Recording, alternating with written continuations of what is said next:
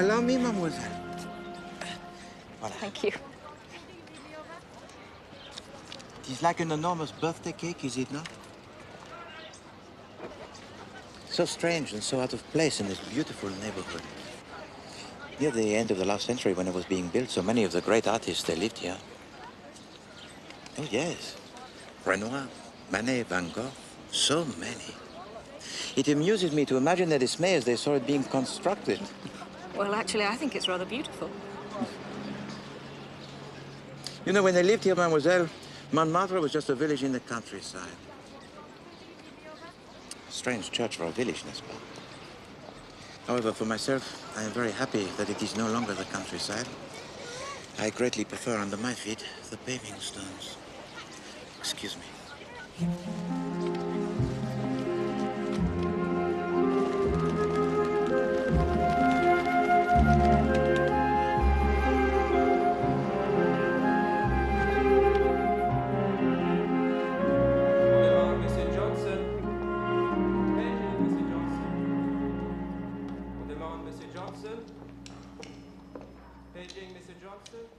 I'd much rather spend the afternoon shopping. There are so many gorgeous shops in Paris, it's quite absurd. We've already bought the tickets, darling. It is why we came, Cecily. Yes, Venetia, thank you. I do realise. But I didn't realise we'd spent the whole week watching tennis. For goodness sake. Well, really? I do think Frenchmen are so rude, don't you, Venetia?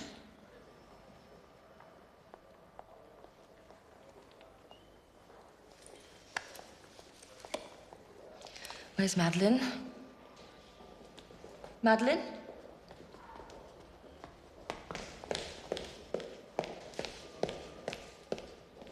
Fetch my cigarettes, will you? Yes, Lady Aubrey.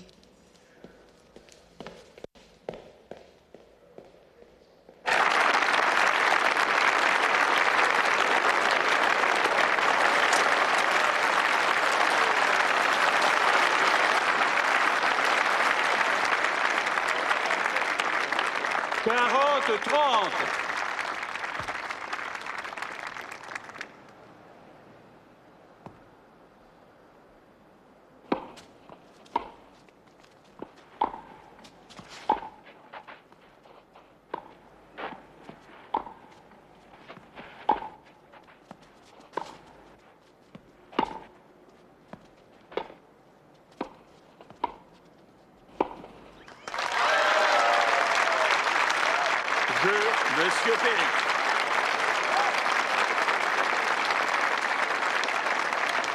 Monsieur Perry mène par 4 jeux à 3 dans le premier set.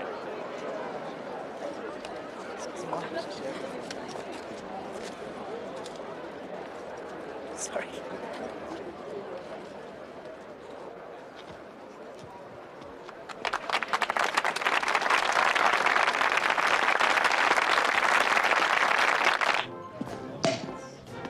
He was jolly good.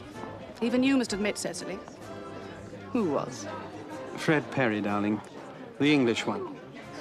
I wish I'd seen Perry at Wimbledon last year. They say he was marvellous. Well, let's hope he wins again in the final. Yes, that would be nice, wouldn't it? Hello. I felt I ought to apologise, in case my clapping deafened you. Oh, no, don't worry. Do you enjoy the game? Oh, yes. It's a wonderful tournament, isn't it? I'm Norman Gale. Jane Grey. Wasn't she a queen or something? Briefly. No relation, I'm afraid. I'm just an air stewardess. Well, I hope you're not flying back before the final. Oh, no, definitely not. I wouldn't miss it for anything. Good. Garçon. Garçon. Oh, for heaven's sake.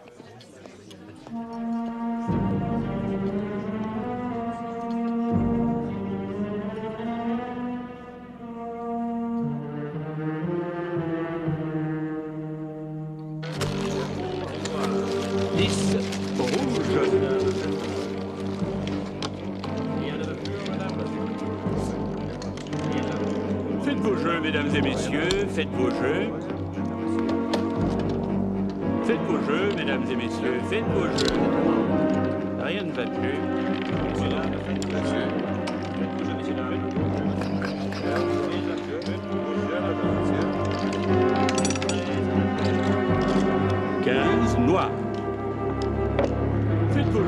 mesdames et messieurs, faites vos jeux. That was a lovely dinner. Thank you, Stephen. Glad you enjoyed it. You mustn't worry about Cecily not turning up. Really. There's probably a perfectly good reason. She's probably back at the hotel now. She's been worse than ever this week. It was marvelous that you could come with us, Venetia. I'm very good at being a friend of the family. It's my role in life, I think. Bonsoir, madame. Bonsoir, monsieur. Good evening.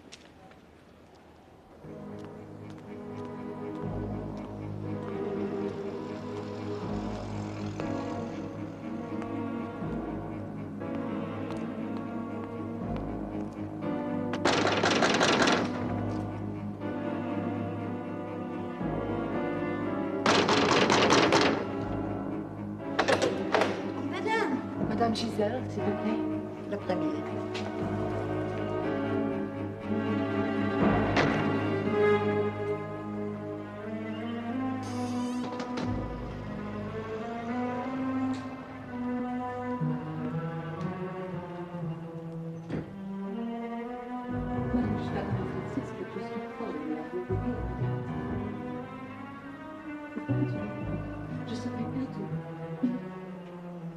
I will not tolerate it. Do you understand? I will not tolerate it!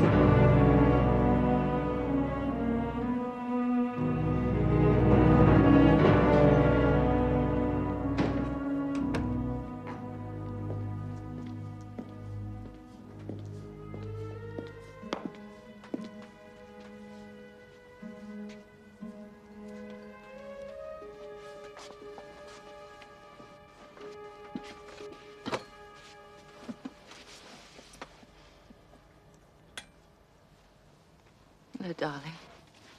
Can't you sleep? It's 3 o'clock. Is it? Did you see her? Who? That woman. I might have paid her just a little visit, Stephen. On the other hand, I might not. I suppose you went to the casino. I might have spent just a few francs, yes, Stephen, I must confess. I'm not helping any more, Cecily. I'm simply not. You'll just have to tell her. Oh, don't get so excited, darling.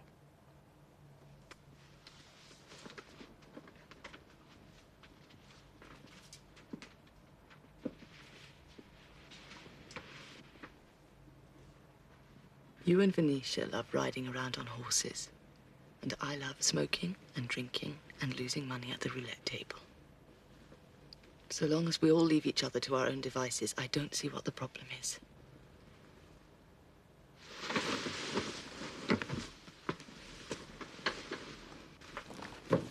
I'm going back to London in the morning. You missed the final. What will Venetia think?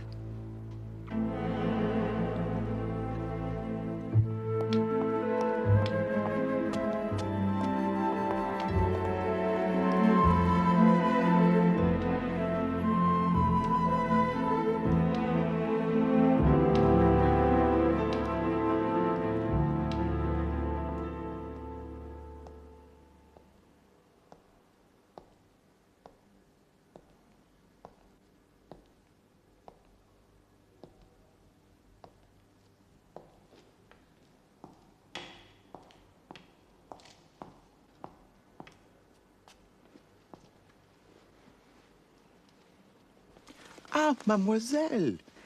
I did not take you for an admirer of the avant-garde. Hello again. Hello.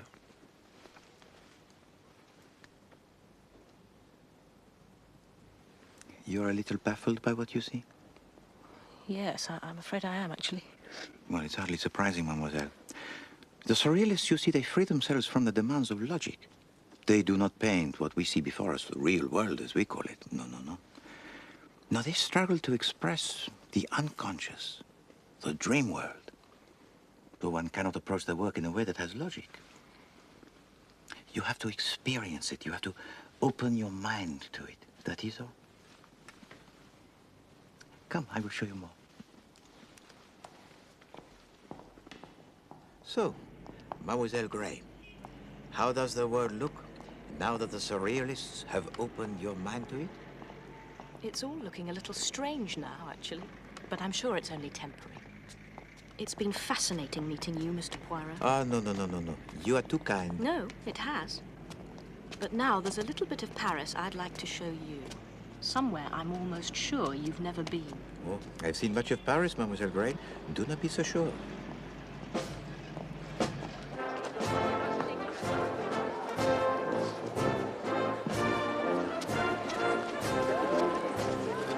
You are very clever, Mademoiselle Grey, to obtain for me a seat at such short notice. That's your seat there. Well, thank you. Thank you very much indeed. You are too kind. I'll see you later. Indeed. Au revoir. Excuse me. Pardon. Pardon. Pardon.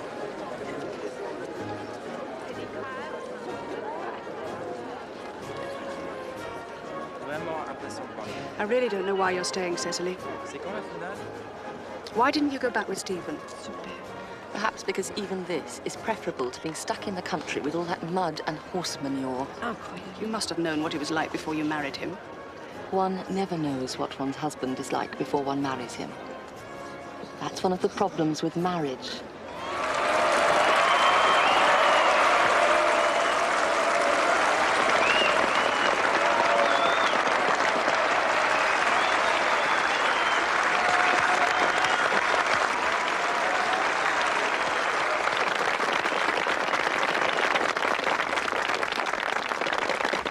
Sure you're not staying for other reasons?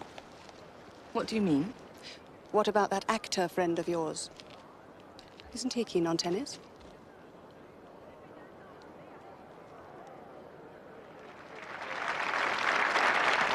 Rentre partout.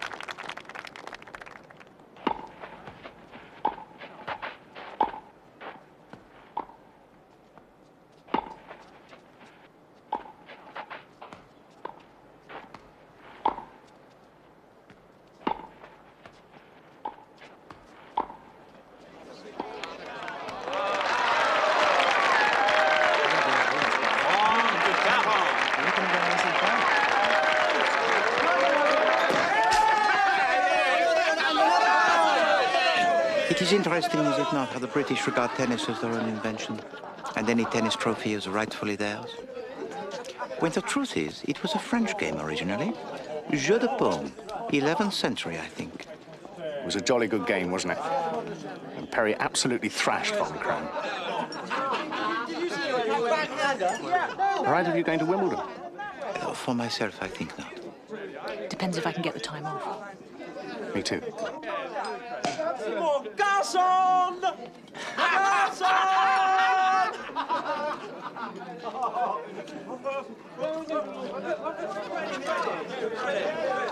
You've had enough, Cecily.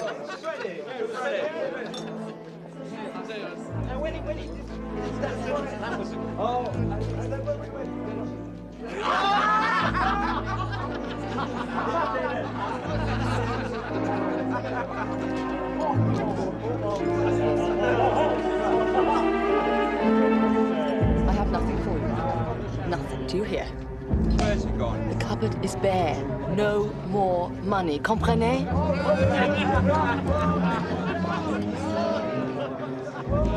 Pardon.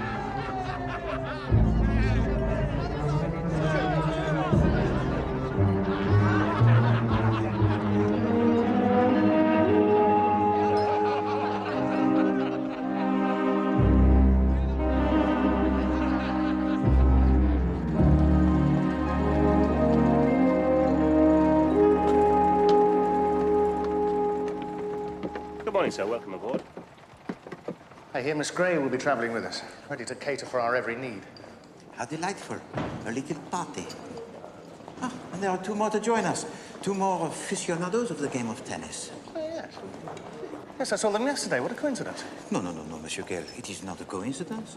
You will go to Paris for the tennis finishes, you go home. What could be more logical? Bonjour, monsieur. Le bouget, s'il vous plaît.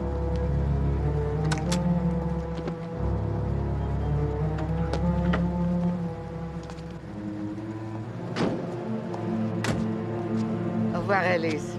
À bientôt. Au revoir, madame.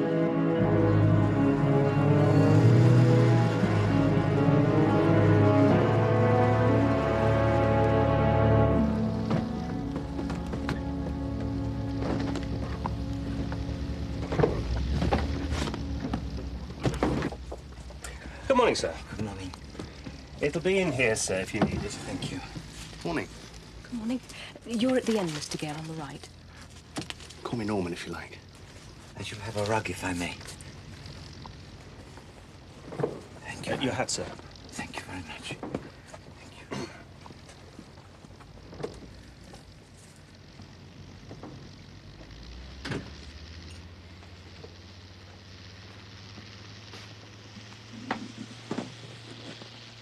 This way, ladies.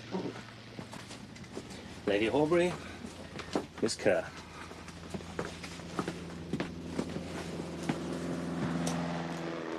Is everything all right, Mr. Dupont? Yes. Would you like me to take your case for you? No, no.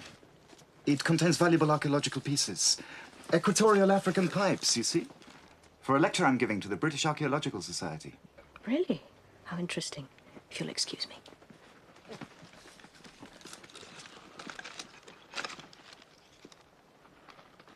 This way, madam.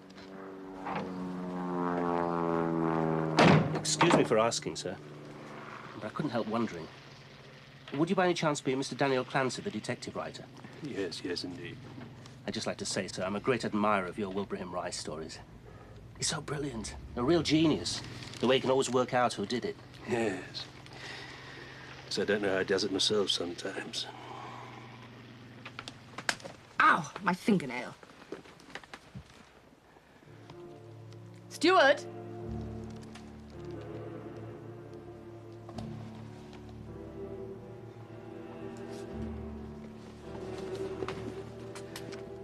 Steward!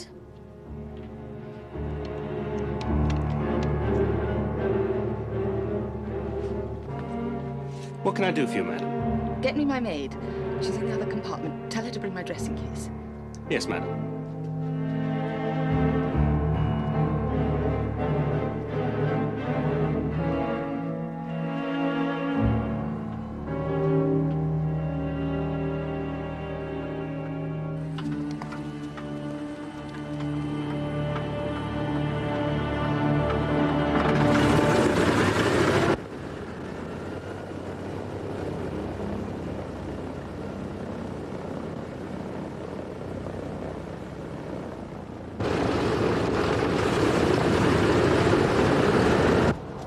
Thank you, Madeline. That'll be all.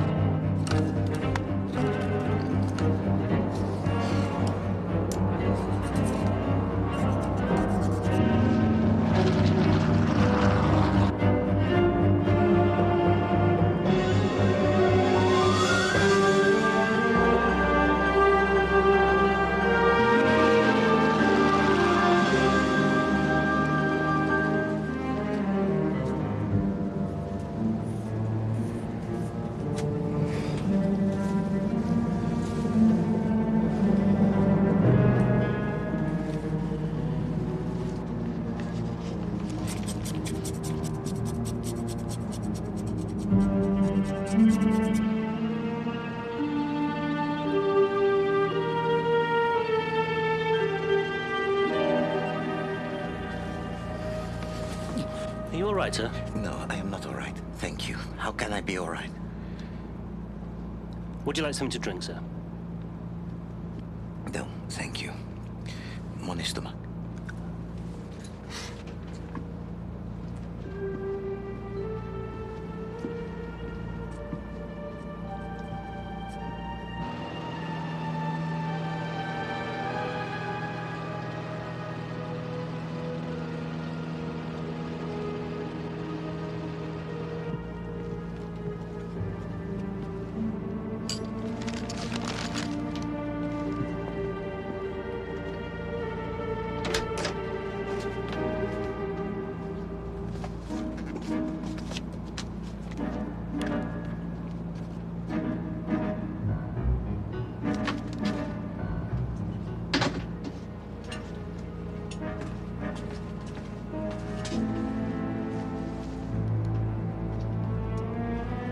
Would you like some food? Yes, please.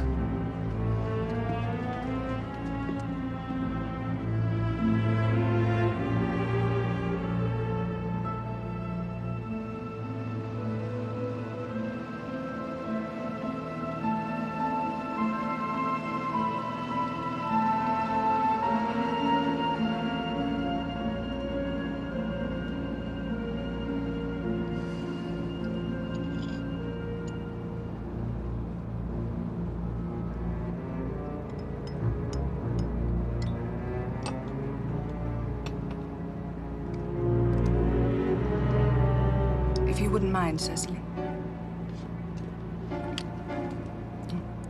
My throat. Of course not, dear.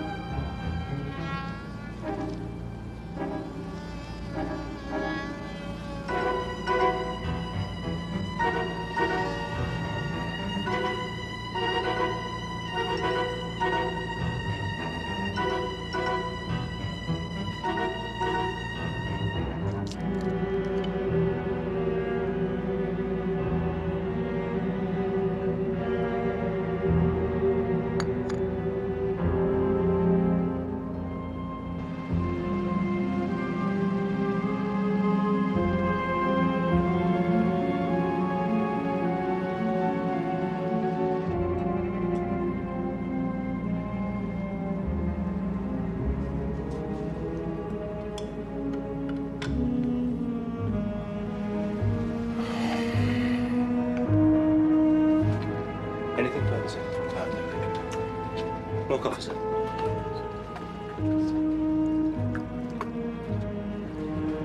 Coffee, miss? Maybe whole bread. More coffee, sir. No, thank you. No, thank you. Madam? More coffee, madam. Madam.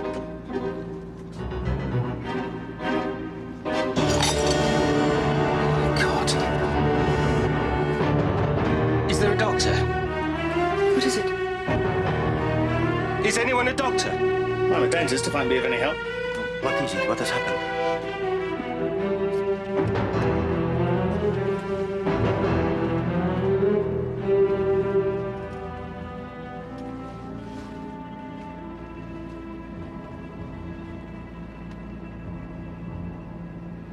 I'm afraid she's dead. What is it, a fit? No. No, I think not. Regardez.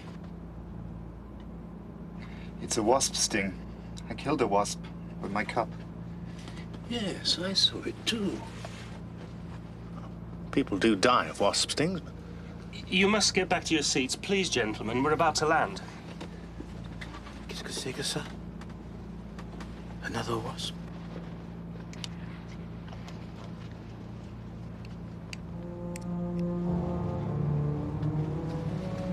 Yes, it is very like a wasp.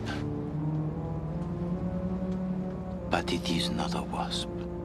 Goodness, it's a dart. A native dart.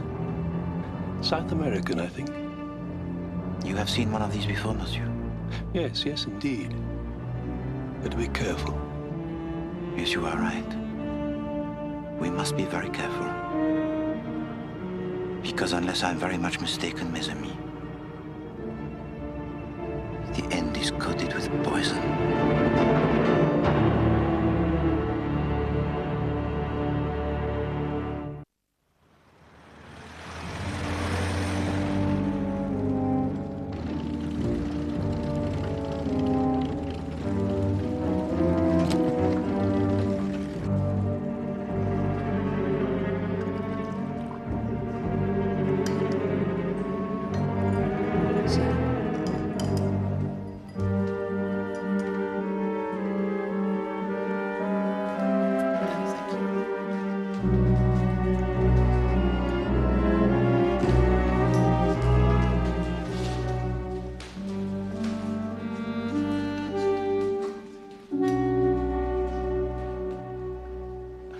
extremely sorry, ladies and gentlemen.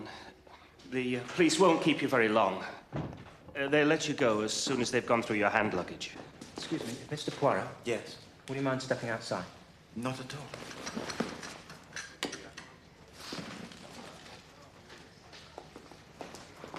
I knew there was something suspicious about him. Didn't I say? Thank you. Well, well. Seems you can't even fly on an aeroplane now without somebody getting murdered. I've been onto the Sûreté in Paris. Spoke to a chap called Fournier. Inspector Fournier? No. I asked him to find out about the murdered woman, but he knew all about her already. Her name's Giselle. Marie Giselle. Well-known moneylender. Specialised in lending to society people.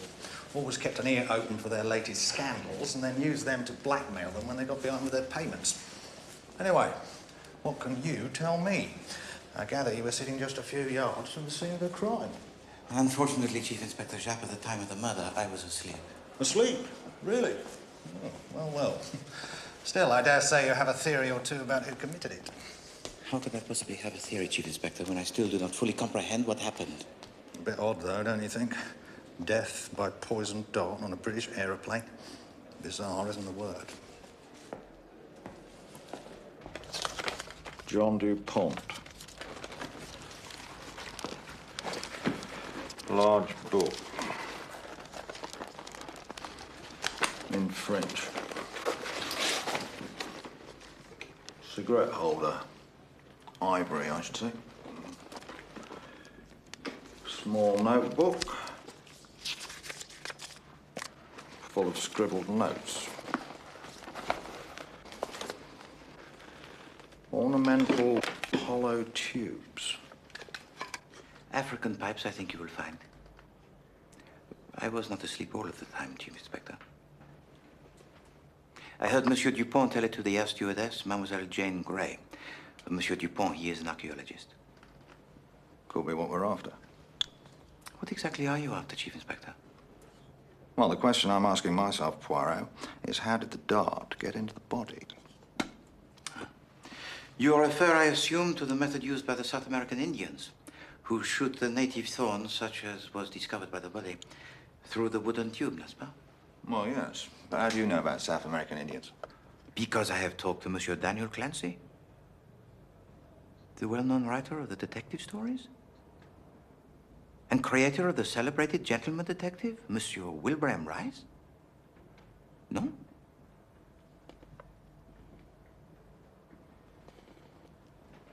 Hello? Well, Monsieur Clancy was one of the passengers on the aeroplane. He has researched into the subject for one of his books.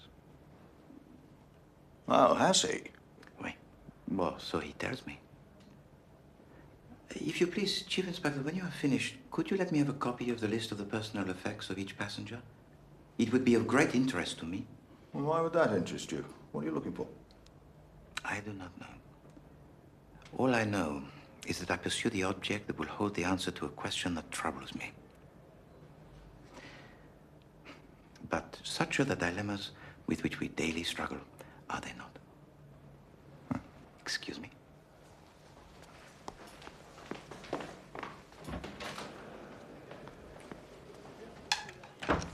Very helpful.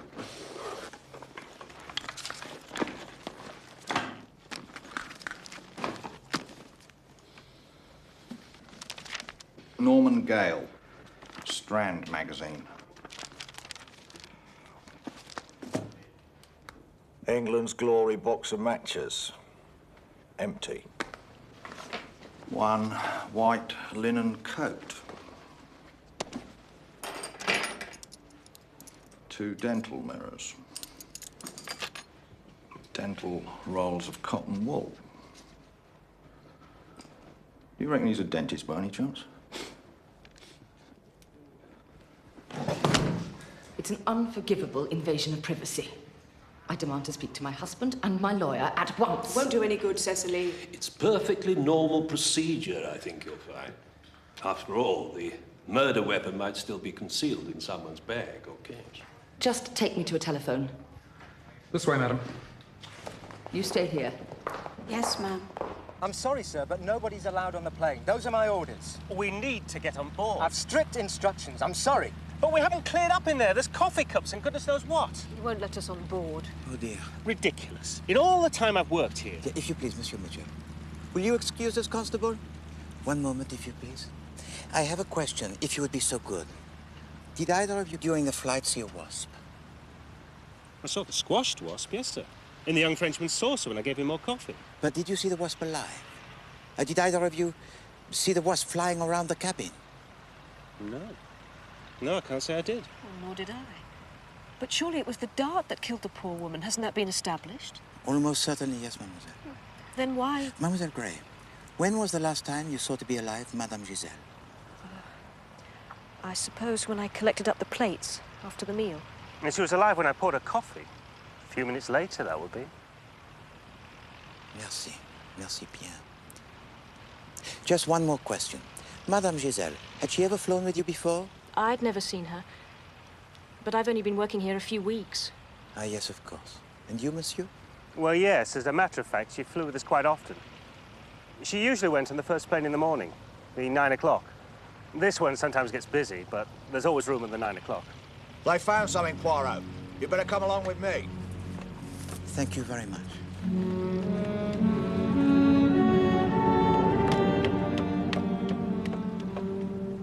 A wooden pipe, Poirot. So I see, Chief Inspector. Just what I was looking for. All we need to know now is how it got here. You see the markings? I think you will find that it is South American, just as is the dart.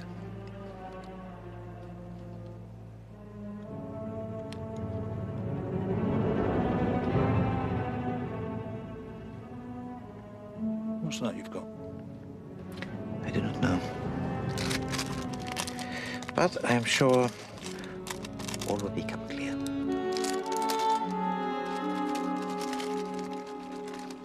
The wooden tube is rather beautiful, is it not, Chief Inspector? Quite frankly, Poirot, I don't much care whether it's beautiful or South American. At the moment, I'd just like to know who was sitting here. Well, I was sitting here, Chief Inspector. Oh. Oh, well, that puts a different complexion on it, I suppose. Mais non. Not at all. Check it for the fingerprints, if you please. I insist. I understand it is your duty, as a policeman of Scotland Yard, to regard everyone as guilty until he is proven to be innocent. No, really. And I tell you, Chief Inspector, I regard it as my duty to clear my name of this inexcusable slur as soon as possible.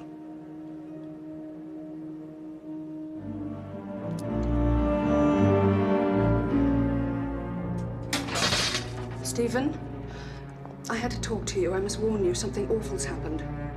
There's been a murder. Yes, on the plane. That Giselle woman.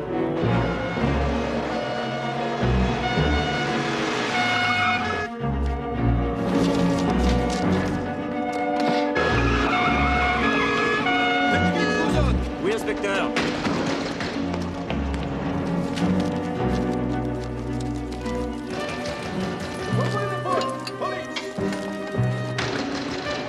Ouvrez-nous tout de suite. Tu vas faire.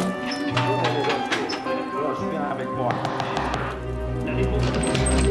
Ouvrez. Ouvrez. Ouvrez la porte. Ouvrez-la tout de suite.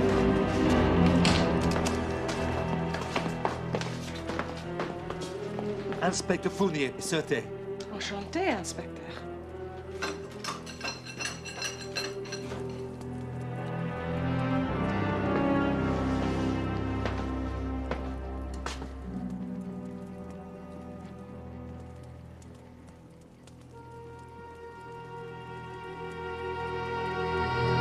I demand to speak to the person in charge. Sorry, madam. Don't, madam, me. Do you know who I am? really doesn't What's make any going on? difference. What did you say? I've strict instructions. I think you will not to let discover, Chief anyone onto Inspector, the aeroplane. that it is Lady Horbury. So you say, but I'm afraid I have strict instructions. Look, I've told you, madam. You cannot come on me. I should talk to your superior. problem, Constable. This Are you lady the is senior policeman here? Chief Inspector Japp, yes. I'd like to talk to you on your own. I wish to complain. If you just go back to the lounge, please, madam, I shall be questioning everyone shortly. Chief Inspector Japp, I think it would be better to talk to Lady Horbury now. She was sitting in the seat directly in front of mine. Oh, was she? Wait. Right. All right, Constable.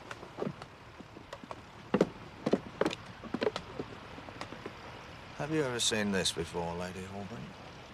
No, certainly not. Why? Lady Horbury, at any time during the flight, did you see anyone move to the rear of the plane?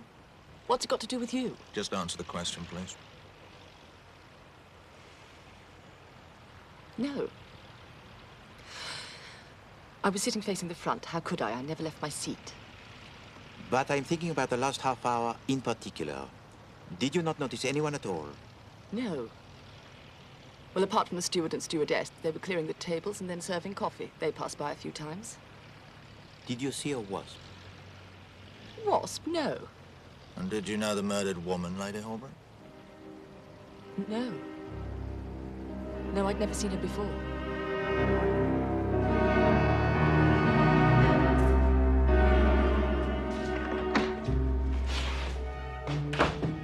Just when I thought we were getting somewhere. There is something that troubles you, Chief Inspector? I've just heard from Fournier. They've only just dragged themselves round to Giselle's house. By the time they got there, her blasted maid had destroyed all her papers. Then perhaps it was the lunchtime when you informed them what happened. I beg your pardon? But it's very important in France, the lunchtime. But for the eating and afterwards the sleeping. Not for the catching of the criminals and the collecting of the evidence. Why do you need these papers, Chief Inspector? Because I think Lady Horbury knew Giselle. I could see it in her eyes. But I need proof. I told them it was a waste of time looking through our luggage. Just because they've let us go, it doesn't mean they don't suspect one of us. Exactly. All it means is they couldn't find the evidence to keep us here. Excuse me, mademoiselle. That gentleman over there with the mustaches, can you tell me who he is? Yes, that's Hercule Poirot. He's the famous detective.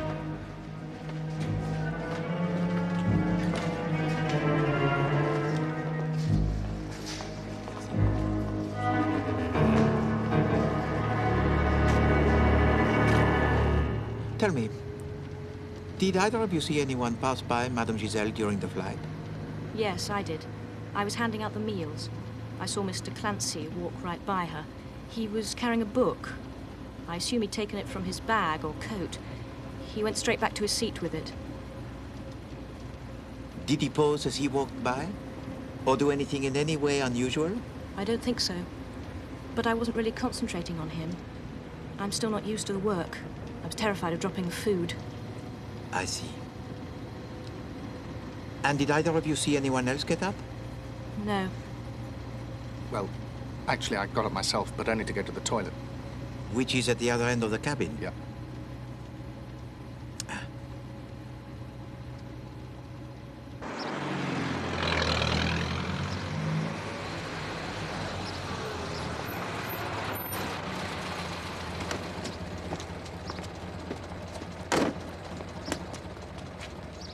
Au revoir, Monsieur Gay. Monsieur Poirot.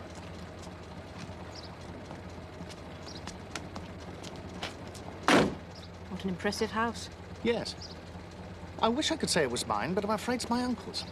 The surgery's here, too. We both work here. Well, goodbye. Ah, goodbye. I was wondering, are you possibly free for dinner? Perhaps tomorrow night? Goodness. Well, how lovely. Yes. Yes? Good. I'll telephone you tomorrow.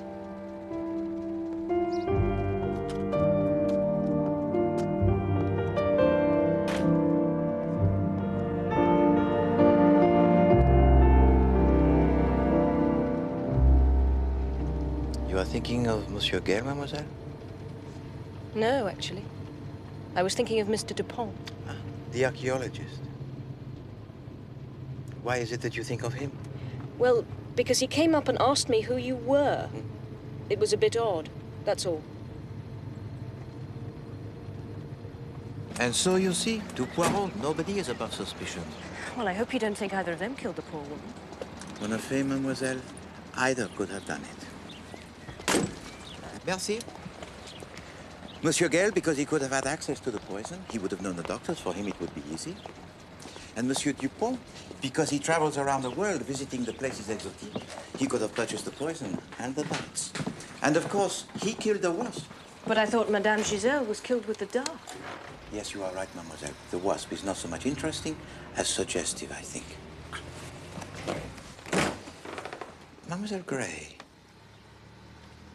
would you be kind enough to help me?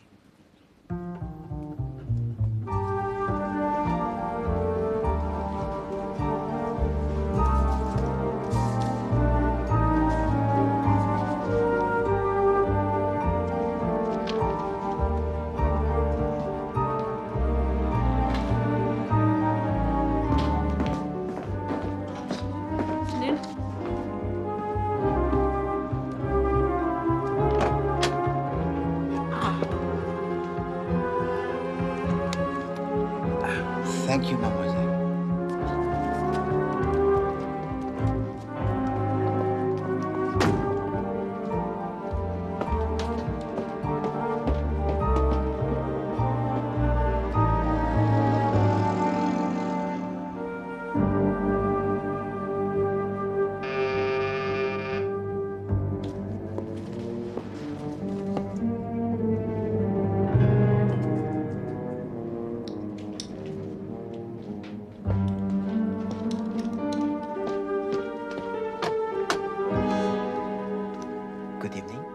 Monsieur Poirot?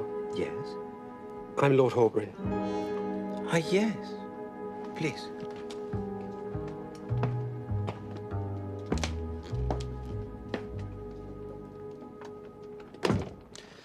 Thank you.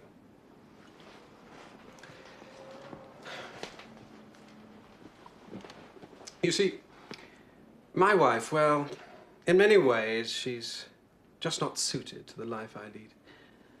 It's a bit of a washout, really, our marriage. It's entirely my fault, I freely admit that.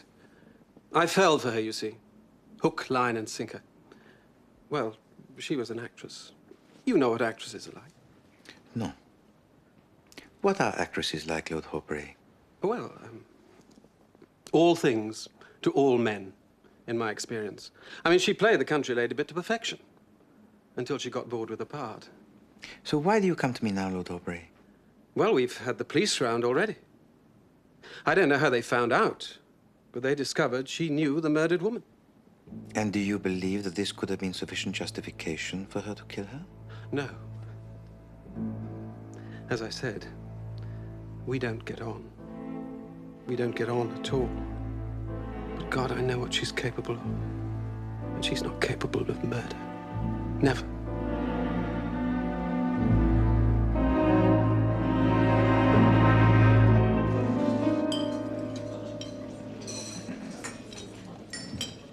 We've been sitting here watching his house for an hour and a half. He's never going to turn up. Monsieur Clancy will turn up eventually, mademoiselle. Have no fear.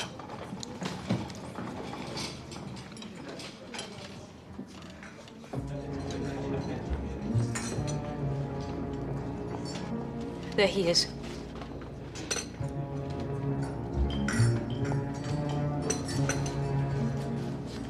Do not forget the shorthand, mademoiselle. But I told you I don't do shorthand. Neither, I am sure, does Monsieur Clancy. Just make the little squiggles with confidence. It will unnerve him.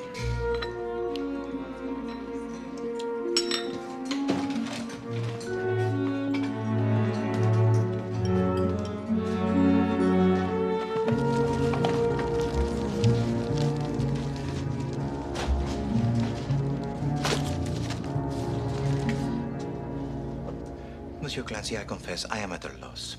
I try to deduce who is the murderer of Madame Giselle, but there are several suspects. The little grey cells, never do they let me down, but in this case... And so in despair, I come to you. Why me? Because, Monsieur Clancy, I'm a great admirer of your detective, Monsieur Wilbraham Rice.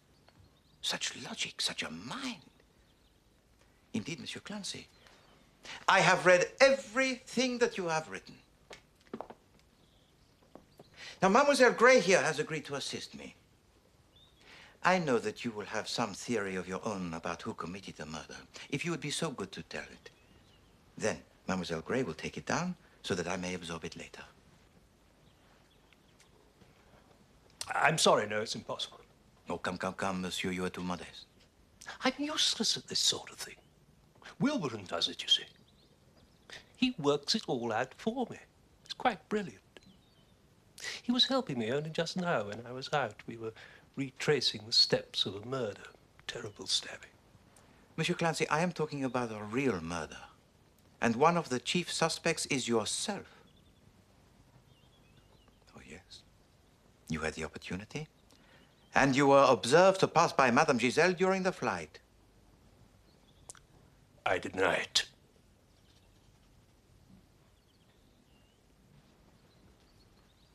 But I saw you, Mr. Clancy.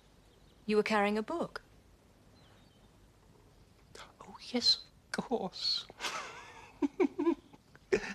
My Bradshaw. It gives the Railway Times. Wilburn told me to go and get it, to check the villain's alibi. He was absolutely right. Really cracked it. I've never noticed it myself. Perhaps Monsieur Rice could solve another puzzle. You told to me that you knew of the South American Indians and their poisoned darts because of research for one of your books. Unfortunately, Monsieur Clancy, there is no mention of this subject in any of your books. But to my surprise, what do I see on your shelf?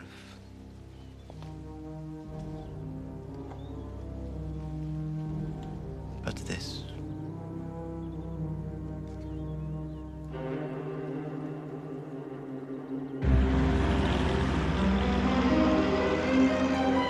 With the powers invested in me by the Registrar of Paris, I now declare you man and wife.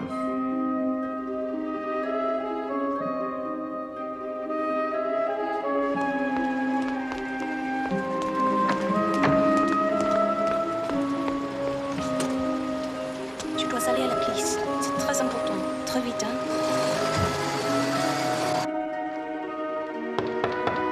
Entrez. Bonjour. Bonjour. Do you speak English? I do. Why? You're in charge of the Giselle case. Yes. My name is Anne. I'm Madame Giselle's daughter. And I've come to claim my inheritance.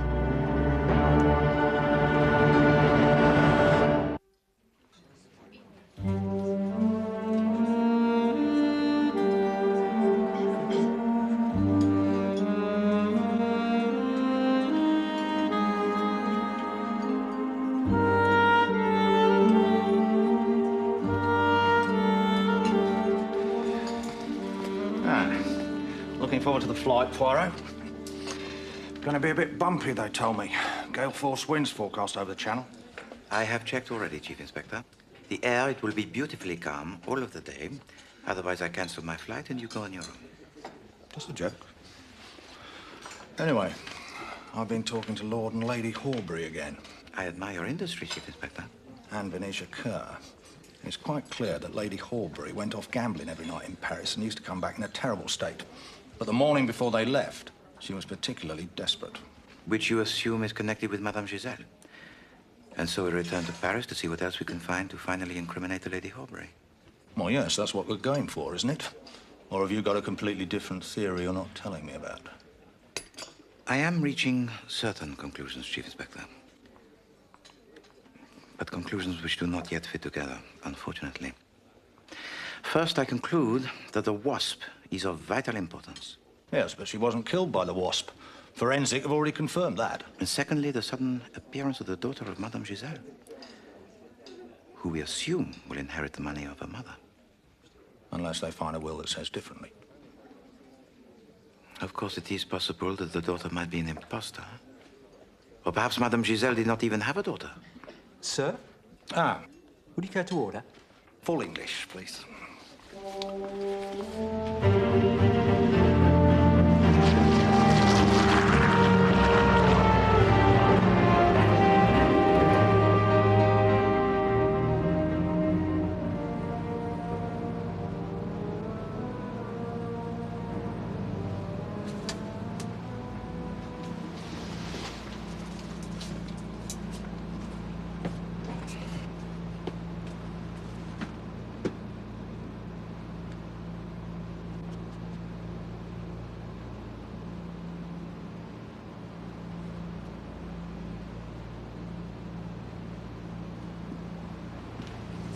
If you please, madame, may I have the use of your seat just for one moment?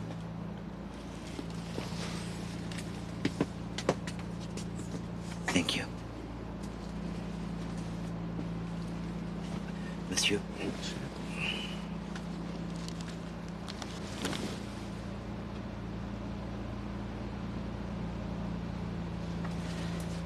Thank you.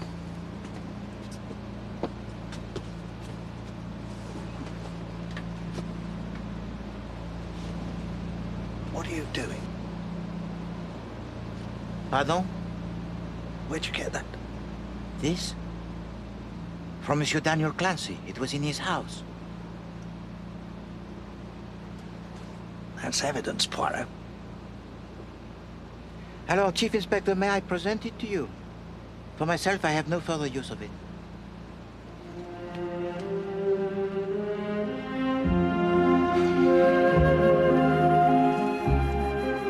I hope you're not going to make an exhibition of yourself here like you did on that plane.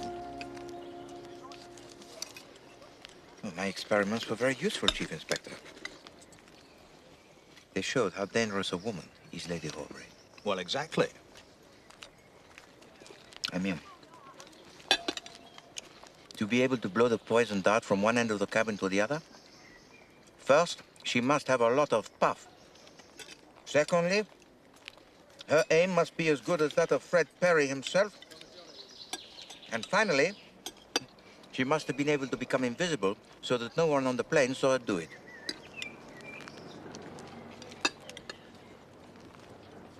I apologize, mon ami. Poirot has gone too far.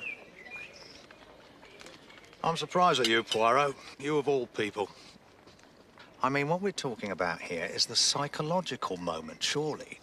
Whoever murdered Giselle, whether it was Lady Horbury or even Daniel Clancy, clearly they chose just the psychological moment when no one was looking, so they could shoot the dart from wherever they wanted.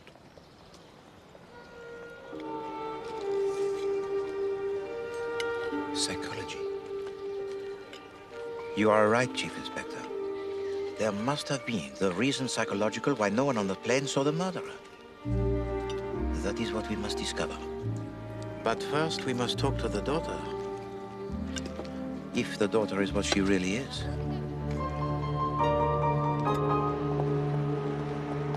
What do you mean, she's gone? She arranged to return here today, where I agreed we would take further particulars. She was in such a hurry before, but she did not return. Well, let's go and find her, Fournier. How about that for a plan? That is the problem, you see. I do not know where. You mean you didn't take her address? No. After all, she came to claim her inheritance. A very large amount of money, probably. Why should she not return? Chief Inspector, I would like it that you stay and work with Inspector Fournier, if you please. No, please, do not be difficult, Chief Inspector. We are in great need of the help of the show. We just had their help. Look where it's got us. Please, Chief Inspector, look. You remember that I removed from the wooden tube a tiny piece of paper. I have been studying it. Observe it, if you please. It has on it a little F, which I believe stands for francs. It is, I think, the remains of a price ticket which has been torn off. Therefore, the wooden tube, it was purchased from a shop in Paris, probably. I thought it came from the South American Indians. No. But now we have the need to discover where then is this shop. And Inspector Fournier and his men will help you to find it. What are you going to do? First, I must rest the little grey cells. And then I pursue the matter of the disappearing daughter.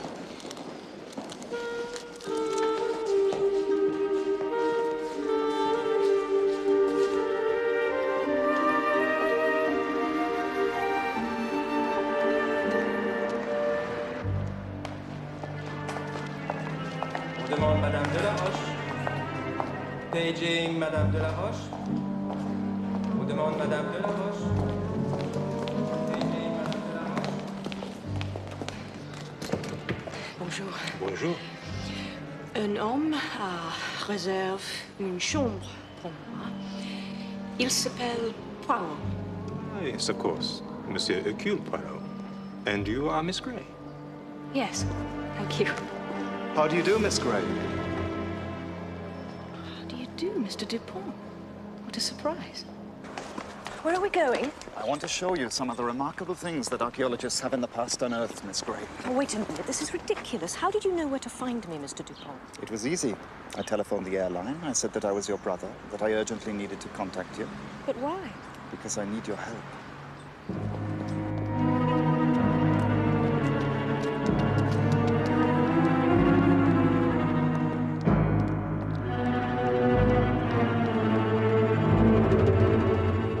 Dug up anything like this? Not personally, no. Not yet. My father, he was the expert. He devoted his life to the study of equatorial Africa. Last year, he died. So this year, I plan an expedition there to continue his work. A good idea. Unfortunately, I have no money. I need money to fund the expedition. I look for private donations, but the average person, it is terrible. They care nothing about primitive culture. I hope you don't think I've got any money.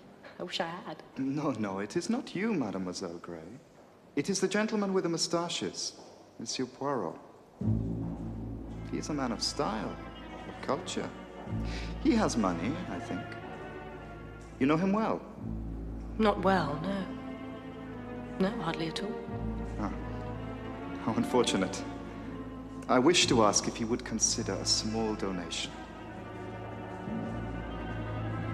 Poirot? Give money to the digging up of Africa? Mon Dieu. Perhaps that is not such a bad idea. Voilà, we are here. I will need your advice, mademoiselle. Why? How can I help? You are a daughter, are you not? We hear that Madame Giselle had a daughter, but perhaps this is wrong.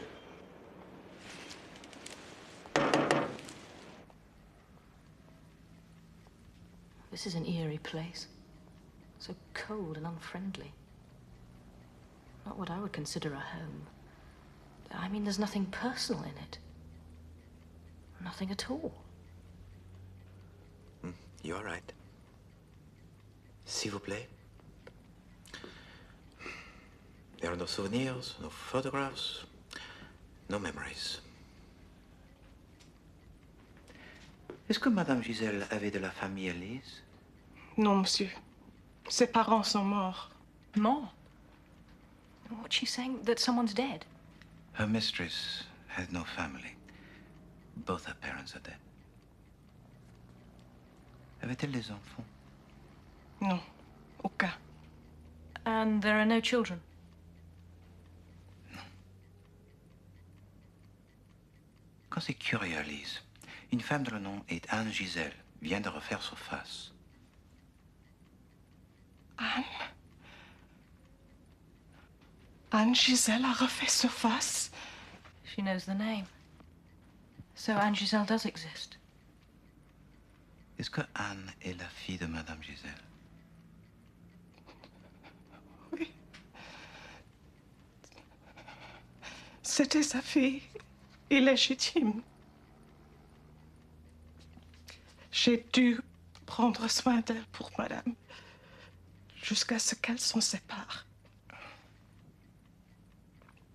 Il y a 23 ans, je ne l'ai jamais revue depuis.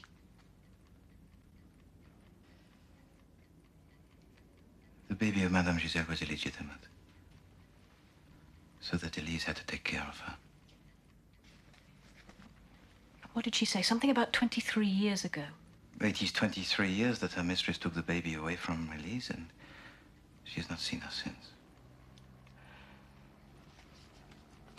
Attendez.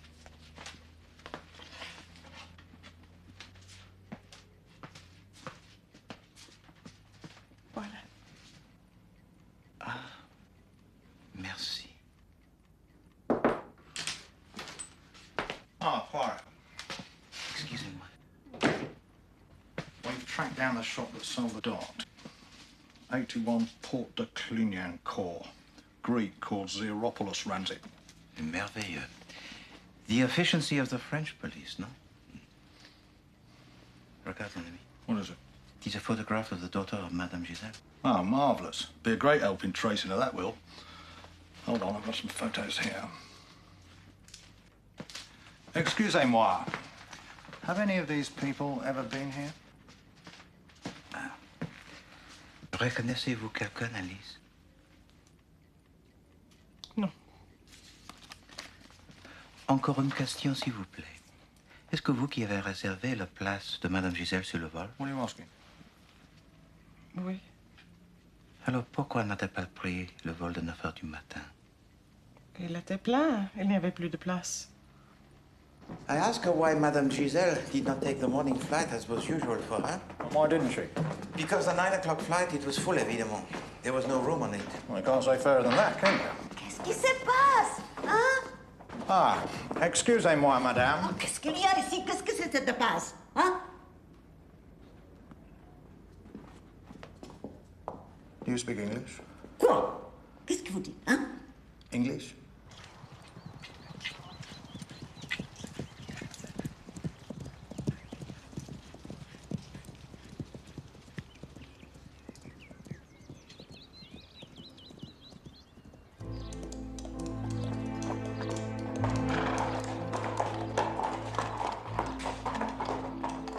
Where's Cecily? Oh, don't worry. She's in bed, fast asleep. It's been nice being out in the fresh air like this. Just the two of us, you mean? Yes. Yes, I suppose I do. Well, who knows, one day, well, maybe things will be simpler. Cecily did the decent thing, you mean? And what would the decent thing be, in your opinion, Venetia? Well, if she confessed, I suppose. Isn't that what we both want, really, Stephen?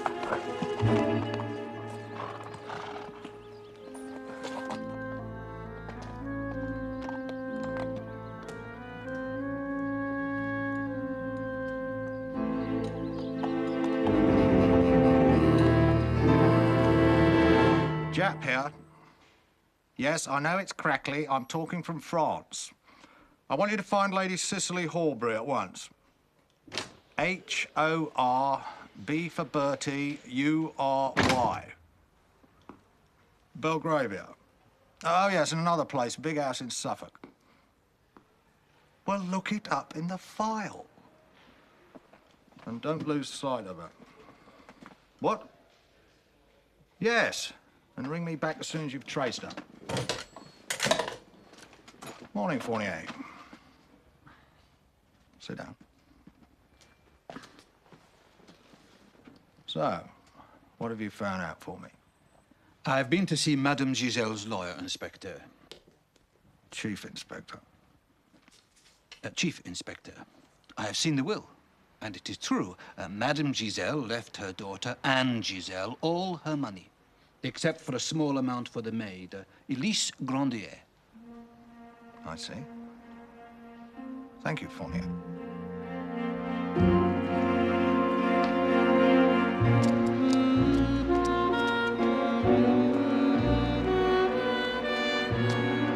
That is correct. The 9 o'clock flight was full, so I booked Madame Gisèle on the midday flight. How strange. Why? What's strange about it? Flights are often booked up well in advance. But not this one, monsieur. What do you mean? I'm an air stewardess. A colleague of mine was on the 9 o'clock flight. She told me it was virtually empty.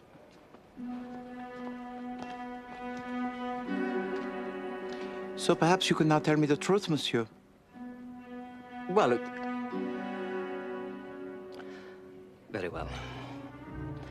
A man came in. He gave me 4,000 francs to tell her the early plane was full. There didn't seem to be any harm in it. I didn't know she was going to be murdered. Describe this man, s'il vous plaît.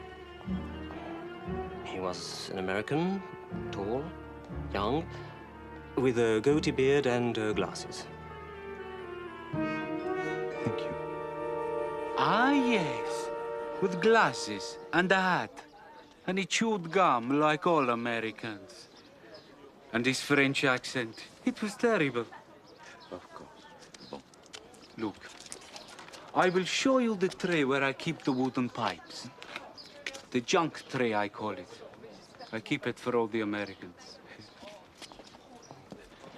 No. I bring it to you. Enjoy, good son. Merci.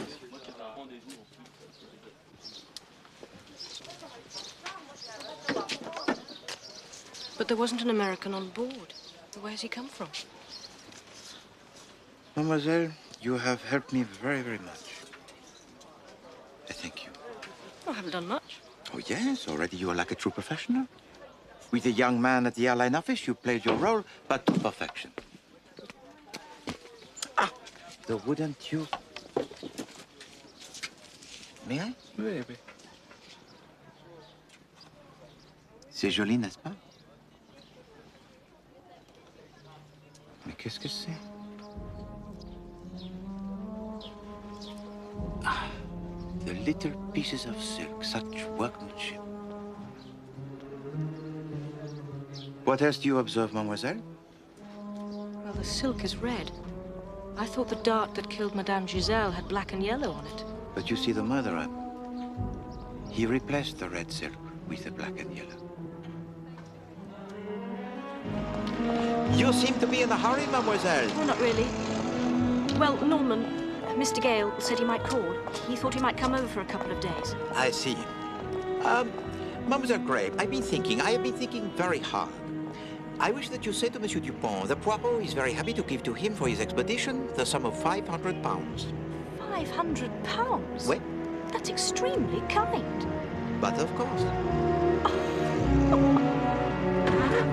À la préfecture de police, s'il vous plaît.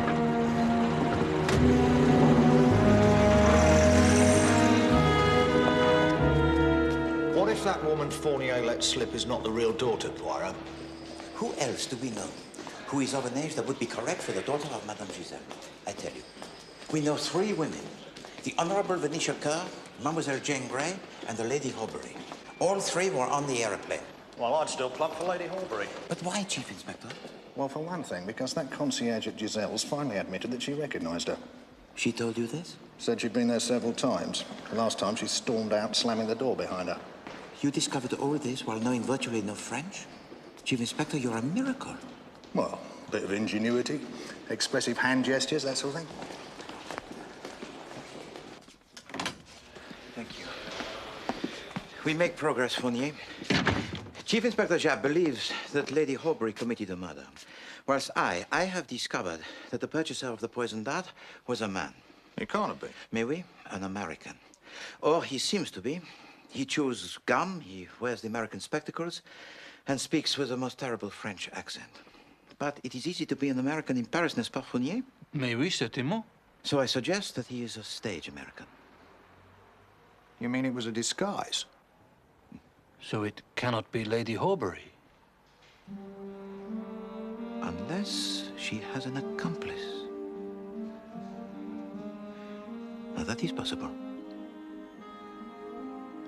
Wasn't there some gossip about her in the newspapers? About her having an actor friend? Not in the newspapers that I read, Chief Inspector. But you may be right. Japp here. What? What do you mean? Well, where is she? Wonderful. I put a couple of men onto Lady Horbury, but it seems they were too late. They missed her. No one knows where she is. She's vanished. Oh, dear. So you have now a lost suspect too, Chief Inspector.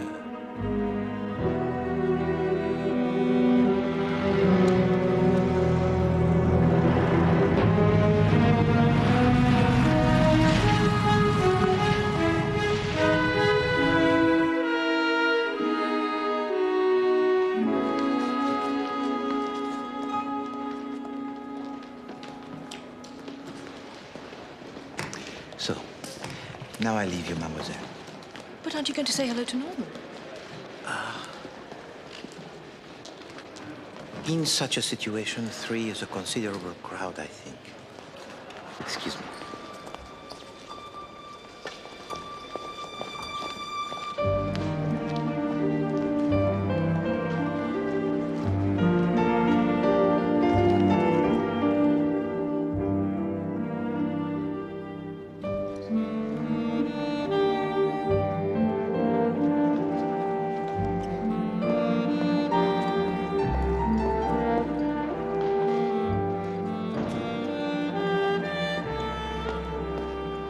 Monsieur Mitchell, is it not? Oh, of course. Mr. Poirot. Oui. May I, please? Please do. Thank you.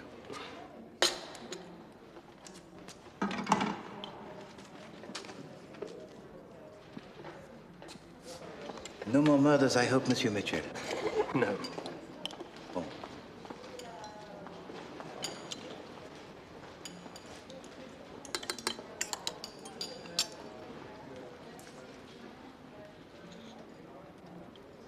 Bon. You know, it is truly fortunate to meet you here, Monsieur Mitchell. I have a question to ask you. When you cleared the table of Madame Giselle after she died, did you notice anything unusual? No. No, I don't think so. What sort of thing? Anything. Anything at all. Think hard, please. It is very important. Well, yes, there was something. It's silly, I'm sure, but, there were 2 coffee spoons in a saucer. It can sometimes happen when you're in a rush, and it's better to lay too much than too little. People can get terribly irritable if everything isn't exactly right. Still, that's not what you're after. Au contraire, Monsieur Mitchell. Thank you very much. It is a clue of the most vital importance.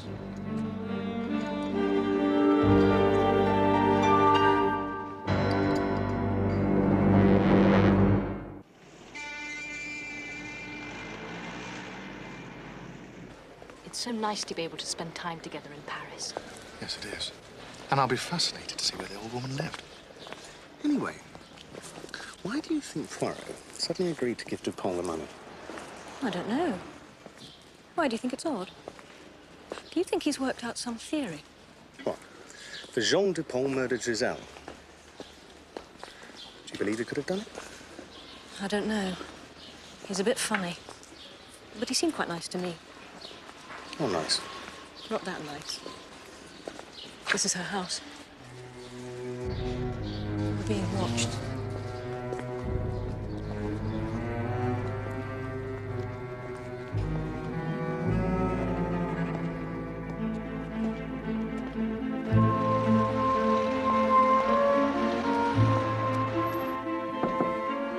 Hello? Oh. I was looking for Inspector Fournier. How can we help you, mademoiselle? Madame. Madame. Pardon. Well, I've come to apologize.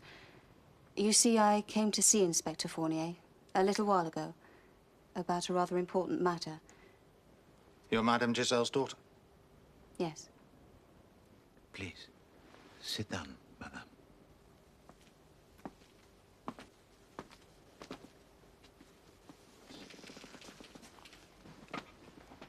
It's unforgivable, I know, but I was in such a frantic state.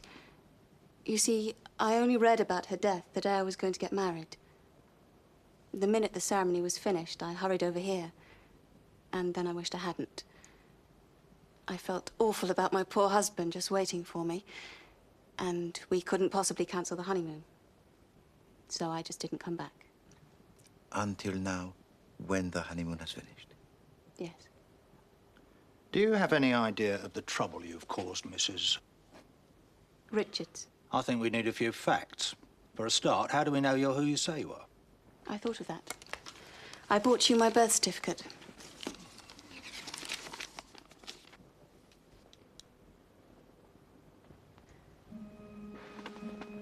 Do I not know you, madame? There is something about you that I seem to recognize. I don't see how. I was brought up in Toronto after my mother abandoned me. Do you know Canada? Alas, no. Were you ever in contact with your mother, Mrs. Richards? Not at all.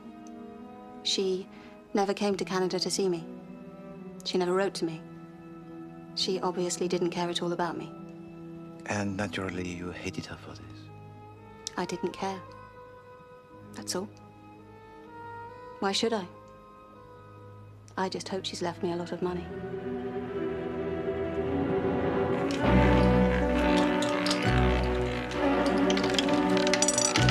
€36 rouge.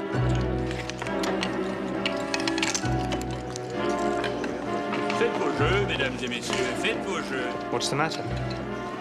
Nothing. What's money after all?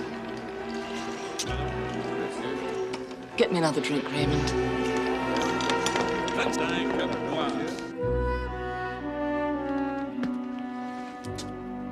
Ah, is this the newspaper that you tell me about, Chief Inspector? The one that reveals the gossip of the English upper classes and their friends? Yes, and it's very difficult to get over here. So I see. The date is yesterday. Here, mon ami, the newspaper of today. Well, thanks. It's in French, Poirot. Struth, it's Lady Horbury. She disappears from her home in England, only to reappear here in Paris under our very noses. With, and let me translate for you, Chief Inspector, with her traveling companion, the well-known British actor, Mr. Raymond Barraclough. No, please. Poirot has a plan.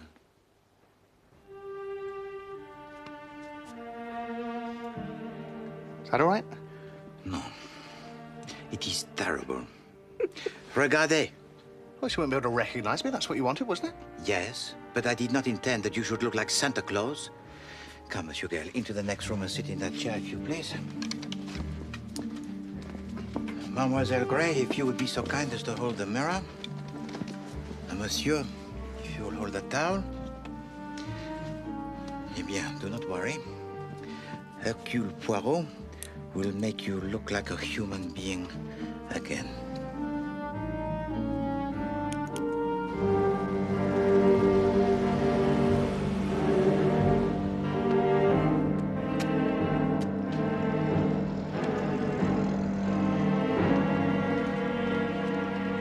Lady Horbury, Daily Record, Paris correspondent. I'm sorry to bother you, but we'd really like to do a piece on you for our series, The English in Paris. No, certainly not. No, really, Lady Horbury, the photographer will be here in just a second. Just a photo of yourself and Mr. Barraclough here. How dare you? Get away from us! Now, I really don't think you should be taking that attitude. We'll be here again tomorrow morning, Lady Horbury. I can see we've got an excellent story here already. Now look what you've done. I'm sorry. Just leave me alone. You're pathetic.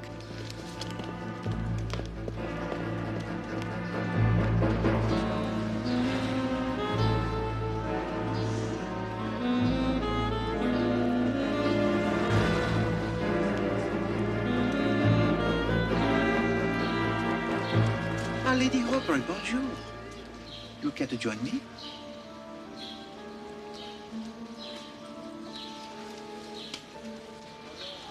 May I get you something? A coffee, perhaps? No. Thank you, I'm all right. A cigarette, perhaps? Thank you.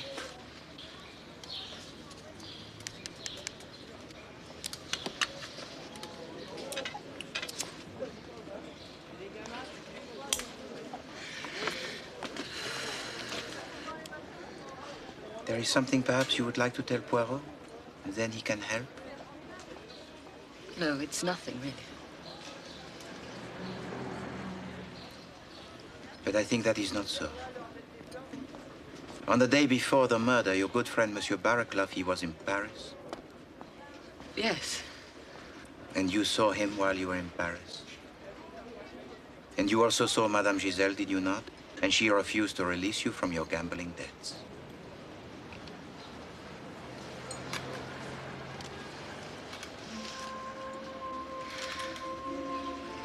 I didn't know what to do. Stiven wouldn't pay them. I knew he wouldn't, not anymore. They were enormous. Much more than he imagined. She threatened me. She said she'd tell people about them. People in London. I'd never have been able to hold my head up again. So the truth is that you and Monsieur Barraclough were delighted when she died? Yes. It was wonderful. Almost too wonderful to believe.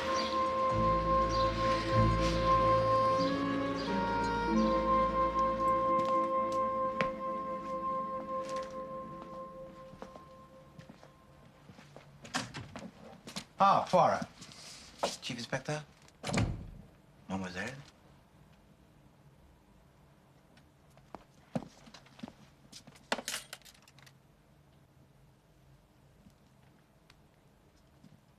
Or did you find out what you wanted? Yes. Thank you, Chief Inspector.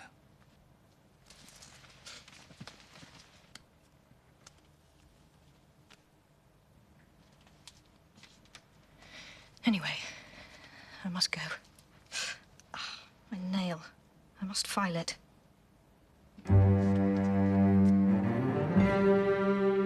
What did you say, mademoiselle? What?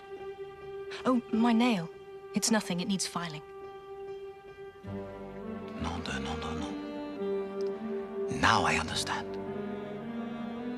Chief Inspector, get a taxi at once. Unless I am very much mistaken, Madame Richards, she's in great danger.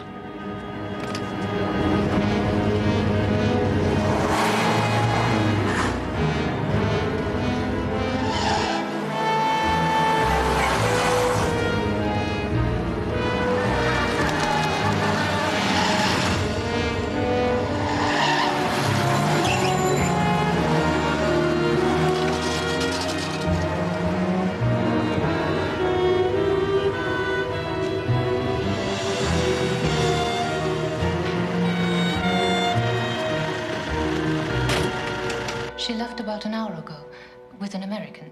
She seemed surprised to see him. And where did they go, madame? Can you tell us that? Oh, yes. He ordered a taxi for the Gare du Nord. They were going to England. I heard him tell her. May I use your phone, ma'am?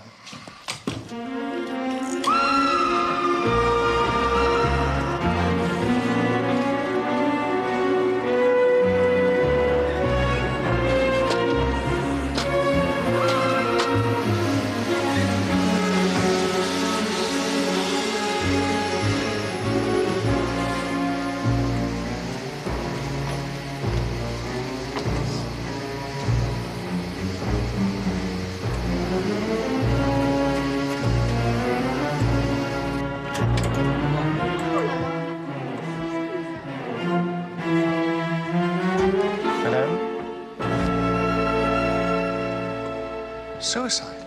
That is what the police suspect, Monsieur Gale. That's terrible. Wait. What about her husband? Has he been told? I believe the police have been unable to trace the whereabouts of Monsieur Richards. So far. Is there anything we can do to help? I regret that it is too late for anyone to help the daughter of Madame Giselle. However, if you both would be so kind, there is something you could do to help. Please join me in my suite, as I have called together all those I consider relevant to this case. Why? Well, surely you don't think... Mademoiselle, I think only of apprehending the murderer of Madame Giselle. I hope you only think of that also.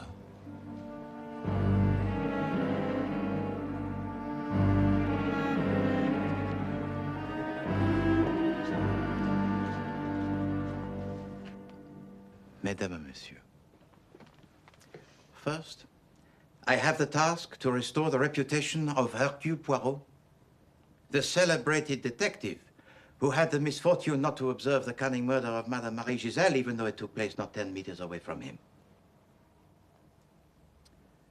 And so, when I had the dubious pleasure to attend the final of the tennis match, I observed an incident between you, Lady Horbury, and Madame Giselle. It seemed to me quite clear that she had some hold over you. No more money, comprenez? A hold that you might go to any lengths to be rid of. Oh, now, that is outrageous. Cicely would never be involved. Monsieur Raymond Barraclough. You are, I understand, an actor? A profession that I think would equip you very well for the impersonation of the mysterious American who seems to have been the accomplice of the murderer. And how are we supposed to have carried out this murder? As for opportunity, the wooden tube was hidden in the gap next to your seat on the plane. But as my experiments prove most conclusively, it would have been impossible for anyone to have blown the dart on the plane without the greatest risk of being seen. And so we ask ourselves this question. Why was the wooden tube hidden in such a place where it would undoubtedly have been found? To mislead us. Vraiment, Chief Inspector. So next, we come to the wasp. What was the purpose of the wasp? The same thing. To mislead us as well. Thank you, Mademoiselle Gray. You know, Mademoiselle Gray has been such a help to me throughout. Une parfaite assistante. And she is right. But by the time the body of Madame Giselle was discovered, the wasp, it was dead also, because it had been killed by Monsieur Dupont. It was buzzing around my coffee. But did you have to kill it, sir?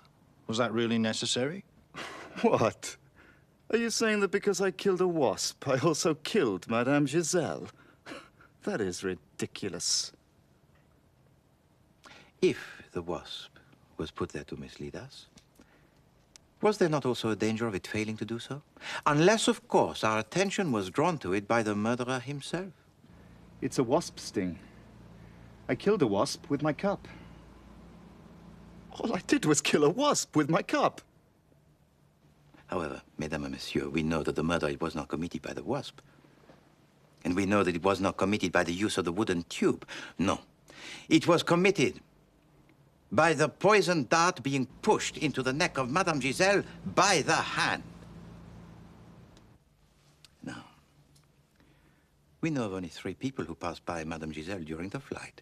The 2 air stewards, Monsieur Mitchell and Mademoiselle Jane Grey, and Monsieur Daniel Clancy. Oh, no, really, I didn't come all this way to... So why did you come all this way, Mr. Clancy? Because it would have been too suspicious to have refused? How dare you?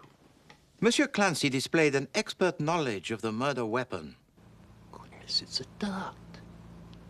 Native dart. And in his house, I found a wooden tube very similar to the one we discovered on the plane. I told you. It was for a search for a book. For a book that you never wrote, Monsieur Clancy? Because Wilbraham wouldn't let me. He thought the whole idea preposterous. How can I write a detective story when my detective refuses to take any part in it? What's he talking about?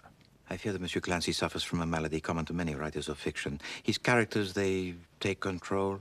At times, they appear to him more real than the world around him.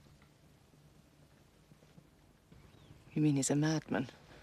A murdering madman. Keep him away from me. Please, Lady Horbury, rest calm.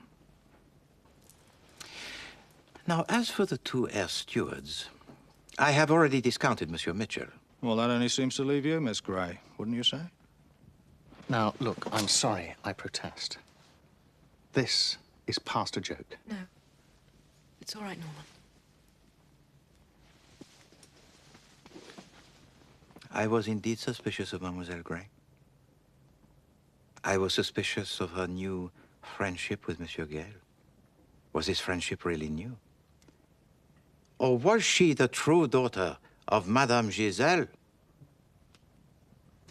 But then, of course, at last, we met the real daughter of Madame Giselle.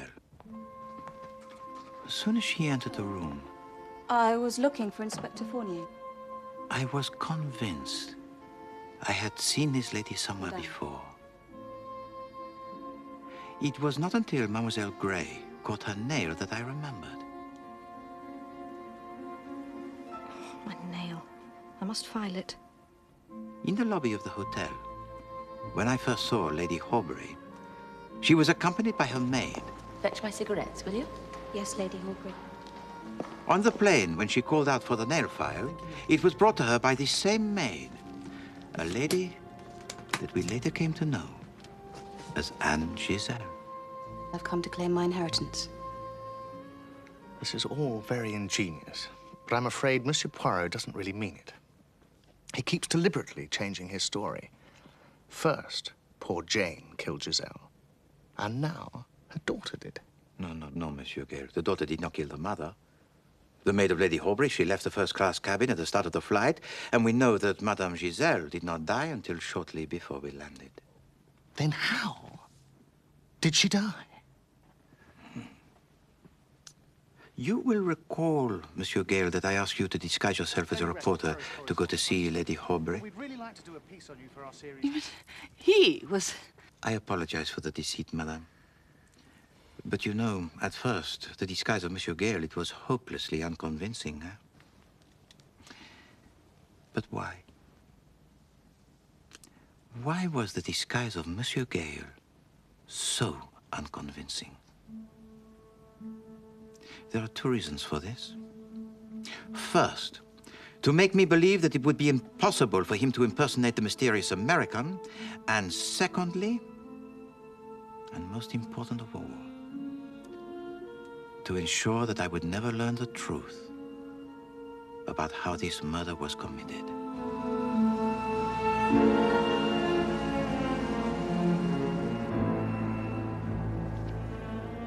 You see, in the list of the personal belongings of Monsieur Gale, I had already noticed that he was traveling with his dentist's coat. During the flight, when coffee had been served and the air stewards were in another part of the plane, Monsieur Gale makes the visit to the toilet. He changes into his dentist's coat and alters his appearance with the help of some cotton wool which he had brought for the purpose.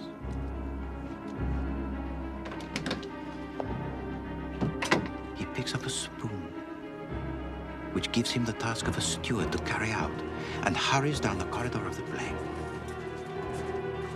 He then pushes the poisoned thorn into the neck of Madame Marie Giselle. On his way back, while I was asleep, he put the wooden tube into the seat in front of mine. He then returned to the toilet and removed his disguise. Very good. Very good, Monsieur Poirot. You have thrown the real murderer completely off his guard. Now, could we have the real solution, please? I think you will find, Monsieur Gale, that the truth of how this crime began is even more intriguing.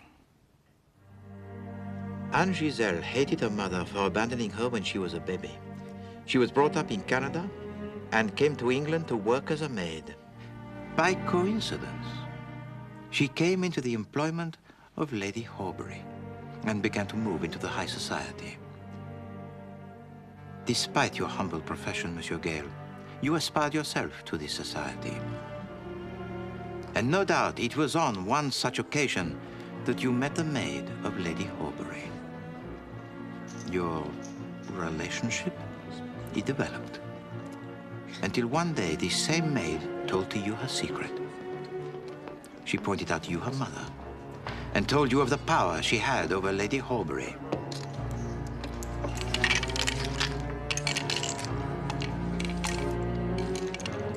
Of course, after 23 years, Madame Giselle did not recognize her daughter. And luckily for you, her daughter hated her mother so much that she willingly agreed to your plan. To murder her in such a way that Lady Horbury would be blamed. He planned all that. I could have... I mean, the police, very nearly. With Madame Giselle dead, it was essential that Monsieur Gale should not be married to the daughter. Anne would claim her inheritance, but in the event of her death, her husband would receive the wealth of Madame Giselle. But then Monsieur Gale learned that I had met Anne in the office of Inspector Fournier. He ordered a taxi for the Gare du Nord. He was terrified that I might discover that also she was the maid.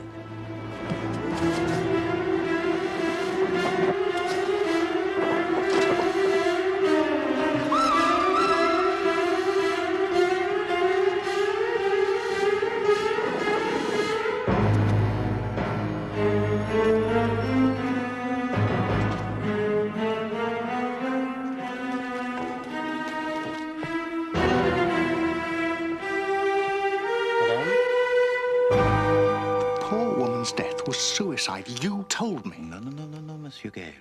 You see, you left your fingerprints on the poison bottle. Now, that's absolutely ridiculous, because I will... You wore the gloves when you committed the murder. Indeed. Thank you.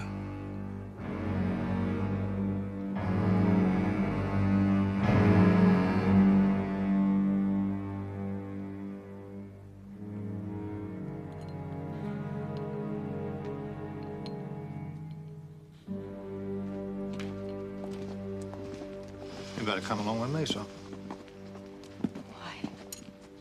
Why did you do it, Norman? For the money, Jane. For a very great deal of money. Why else?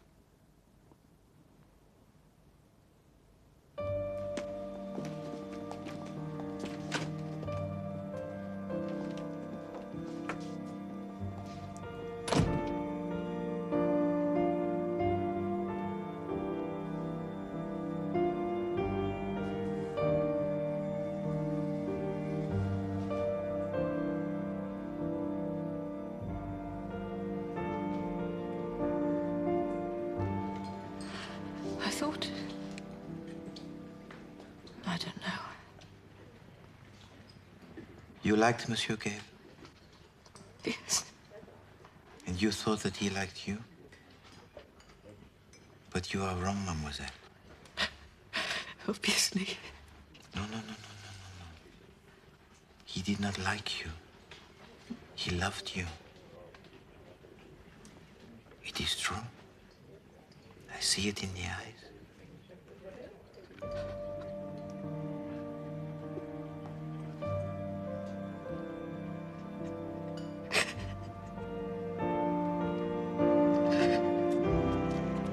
I was getting a bit worried there, Poirot, in case you'd done it after all. In your sleep, perhaps. Very droll, Chief Inspector. One thing I don't understand, though. What put you onto Norman Gale in the first place? In the first place? Eh bien, in the first place, I looked for the home of the wasp. And in the belongings of Monsieur Gale, there was a matchbox.